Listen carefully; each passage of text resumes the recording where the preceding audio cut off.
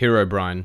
I'm sure you all know him, Minecraft's mythical being who spread by word of mouth throughout the community, sending chills down the spines of every player at just a mention of him. Herobrine has proven to be more than just a simple urban myth, becoming almost as universally known as Minecraft itself. If you ask somebody who played Minecraft during 2012 and 2015, I guarantee you that they would have some knowledge of Herobrine, maybe even claiming to have had an experience with him. But this is what's most interesting. During 2012 to 2015, Herobrine was not only a well-known Minecraft legend, but was also a super popular trend, and dozens of videos, stories, and content was being produced that was centered around him. Back then, it was common for people to believe he was real, but these days, that's anything but the case. So why was Herobrine able to haunt a generation of Minecrafters? How did he gain so much attention in the first place?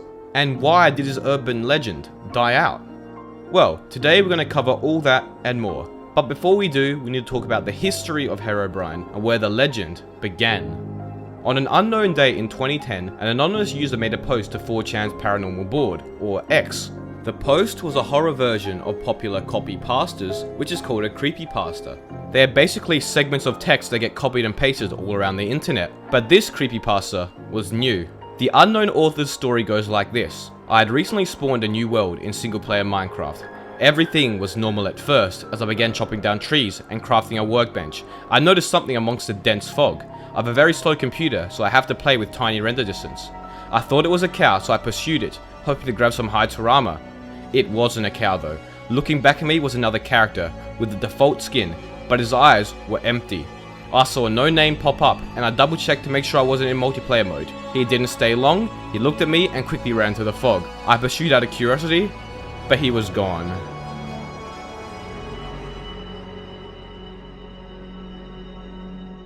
This was the first ever sighting of Herobrine on record, and also the first screenshot or image containing him. However, he was not even known as Herobrine yet. The creepypasta went on to talk about the player beginning to find random and unusual structures in his world after seeing him, including 2x2 tunnels, small perfect pyramids made of sand in the ocean, and groves of trees with all their leaves cut off. He never saw the mysterious figure again though, even after increasing his render distance and searching for him. Curious and slightly frightened about the supernatural events he had witnessed in his world, the player went onto the forums to ask if anybody else had seen him. His post was supposedly deleted within 5 minutes by a user of the name Herobrine, who messaged him telling him to stop, and upon trying to visit this mysterious user's profile, it 404'd. He was then contacted by another user who said he had seen similar in his world and had a small directory of other users who had also seen him, and their worlds also contained these strange structures. Other players who encountered him decided to look into the name Herobrine, discovering it was frequently used by a Swedish gamer who supposedly was Notch's brother.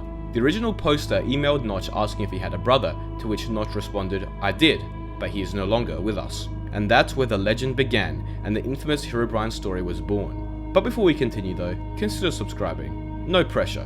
Anyways, at the time Minecraft wasn't nearly as popular as it is today, and the post was only on 4chan really. This is where the urban myth began spreading by word of mouth, and it wasn't long until somebody decided to make a video, or rather live stream, of their encounter. On the 30th of August 2010, on an old streaming website called livestream.com, a user by the name of Copeland, who was part of a streaming duo called Brocraft, streamed a strange and terrifying encounter. A few days before the livestream, Copeland photoshopped this image of his base to include Herobrine in it, as you can see down the bottom, and he put this image into his chat. He states in a later email that he got a lot of good reactions from people, and he knew he had to do a stream involving him. This is where the famous clip comes from, and unfortunately the rest of the stream is lost to time. Anyways, in the clip you can see Copeland run into a house and see Herobrine. He states that this was a texture pack which he made using a Photoshop picture of Herobrine as a painting. He intentionally avoided that house for around 1 to 2 hours to make it seem legit. As he ran into the room with Herobrine in it, he screamed on stream and ran out, turning off the stream and pretending it crashed or was hacked. At the end of the stream, all viewers were redirected to a creepy picture of Herobrine with moving eyes, with an encrypted secret message. He pretended to be all shook up and scared in chat, making a post on the forums to get a rise out of them as well. A few hours later, he got rid of the texture pack secretly, and then deleted the world on stream, vowing never to play it again. While that was the end of Copeland's adventures with Herobrine, the myth had just begun. Copeland's post on the forums gained a lot of traction, getting 35 pages of responses before it was deleted, with majority believing what had happened. Another streamer on the website called Paddy Moose also did a fake Herobrine livestream, which is nowhere to be found online, but according to Copeland, it featured Herobrine standing over a small man-made lava pool, likely being a retextured door. Paddy Moose would run away pretending to be scared, where his livestream would also crash. Later on, after resuming his stream, he can be heard talking to his wife, telling her that he was trolling and that Herobrine wasn't real, and since Copeland disliked that, he posted links to the moving Herobrine in chat. Fortunately, they were only small streamers, and while word of Herobrine began spreading fast, Paddy Moose's accidental slip-up, proving Herobrine wasn't real, didn't. And just like that, the Herobrine myth was saved. The myth spread like wildfire, with thousands of people emailing and tweeting at Notch and other public figures, forcing them to make statements. Notch often would have to tweet out that Herobrine was not real, and that they had no plans of adding him to the game, but many people just did not listen. In fact, Notch was so surprised by the sheer amount of people who continued to believe Herobrine was real, even after he stated that he wasn't, that he publicly said that Herobrine is awesome and scary at the same time. He said that it really shows how little control a content producer has over their own game. After he continued to be bombarded with the question on Twitter, he even somewhat conceded to the majority, saying that Herobrine is real and the only way to stop him is to ignore him. It was clear that at this point, Herobrine had surpassed myth status and had cemented himself as a Minecraft legend. But how did he do this? How did he get so much attention? Well, besides the insane amount of community content being produced around him, Mojang also began getting in on the joke. The developers began jokingly adding the famous removed Herobrine in each Minecraft update changelog, first seen in the beta 1.6.6 update notes all the way back in May of 2011. This trend has continued all the way up into this year, with it most recently being mentioned in the Java 1.16.2 patch notes. Now, besides public recognition from Mojang further pushing the legend of Herobrine to younger, more impressionable audiences, the old Minecraft launcher used to have the patch notes immediately appear as soon as you opened it. Now think about it like this. If you were relatively new to the game, which was common as the game was peaking in popularity during 2012 and 2013, then you may have read the patch notes which showed up as you opened the Minecraft launcher and thought to yourself, who is Herobrine and why do they keep removing him? This would have led you to do some googling if you're curious enough, and this search would have likely led you to a false conclusion, as back then majority of information about him was false or misleading, and this may have caused you to believe in him. Basically, the fact that Mojang kept including Herobrine in the patch notes simply brought more and more attention to him. And this attention wasn't positive, as they never publicly stated or had anywhere that Herobrine wasn't actually real, so all the information players would find would be from other players. Not only did Mojang include Herobrine in the patch notes of almost every update, but they also began including him in official art or brand images, further cementing his spot in the game. Now, while the developers certainly helped bring more and more attention to Herobrine, they were far from the leading cause. If you search up the term Herobrine on YouTube and sort by view count, you can see that there are countless videos with 50 million plus views, an absolutely insane amount. There are hundreds of animations which have crazy amounts of views, and some sighting videos such as this one have as high as 67 million views. Even ignoring all the weird and suggestive animations, there are a bunch of other Herobrine videos easily at 10 million views. So the point I'm trying to make is that he was super popular on not just YouTube but also on the internet, and I'm sure there are dozens of you watching this video that first heard about him simply due to the fact that the video of a sighting or something got recommended to you back in the day. And the reasons these videos became so successful, especially the sighting videos, is because it became really easy to fake them. In the early videos and screenshots we covered, while they may have been convincing back in 2010, anybody who looked at them now would see straight through them. But as we move into 2011 and 2012, with the popularity of not only animations, but the ease of access of multiplayer and the ability to change skins, you could basically completely fake it, and back then many young kids would have believed it.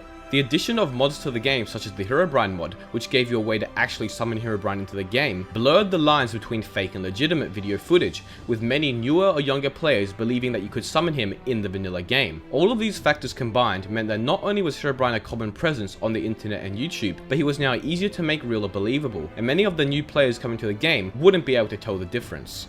So we now know how it was possible to make so many people believe he existed, and that the many fake videos and other content became very convincing. But the weirdest thing is that many people would report or say they had seen Herobrine in their world, even though he didn't exist. Many people would tell stories and pass on tales of Herobrine entering their world and tampering with it, even though he never existed. I myself back in 2012 have a few memories of being terrified because I thought Herobrine was in my survival world, and so do many of my followers on Twitter. So it's obvious that this wasn't an uncommon thing. So why were all these players seeing things and claiming that Herobrine did them, even though he didn't exist? Well, there are a few reasons. First of all, during the early days of the game in 2010 and 2011, the game for the most part was still in alpha or beta, and due to this there were a lot of bugs and issues. These bugs and issues could be quite unique and random, and were often attributed to Herobrine. Also, when many people's worlds got updated to beta 1.8, the terrain generation style changed and many new biomes and features were added. This would have created chunk borders, glitch biomes affecting the grass, and a range of other weird occurrences. Often these weird but normal occurrences were blamed on Herobrine. As the game continued to get more and more updates after full release, there were even more bugs and glitches which could lead people to believe that Herobrine was tampering with their world. Furthermore, Minecraft's terrain generation can sometimes form weird or unique structures which are uncommon. It is entirely possible for a sand pyramid or cross to naturally form or generate in deserts or oceans, and it is also possible to find strange looking holes and digouts which look man-made. I personally have a similar story to this. Back in 2011 when I first started the game, I was playing normally and stumbled upon an abandoned mineshaft for the first time. Now, considering much of the information I had in the game was from X's Adventures in Minecraft, who played the game before abandoned mineshaft existed,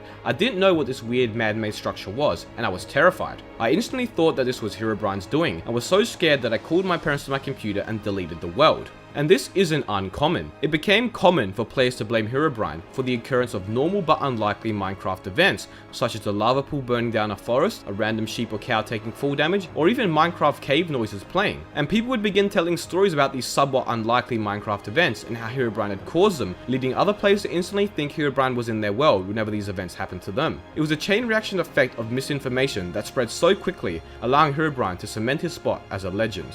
But while he was once considered a legend, the tale of Herobrine is interpreted a lot differently today.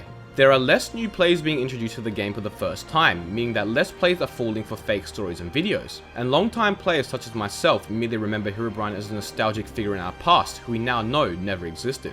Players became smarter, and instead of instantly blaming Herobrine for unusual events, they would logically trace what happened, often coming to a proper conclusion. The player base grew wise and can spot fake Herobrine videos from miles away now. Less content is also being made about Herobrine these days, and the Minecraft patch notes no longer immediately appear when opening the launcher. Far less attention is brought to him. Newer players just don't really hear about him like new players did in 2012. For example, I have two friends which I introduced to the game in 2018, and after playing for over a year and watching many videos on YouTube, they still didn't know who Herobrine was when I brought him up. It's also that a lot of the mystery around the game is now gone. Many players who got introduced to the game during its earlier years were playing the game blind, with very little knowledge and maybe with a settings such as fog and low render distance, making the game look far more scary.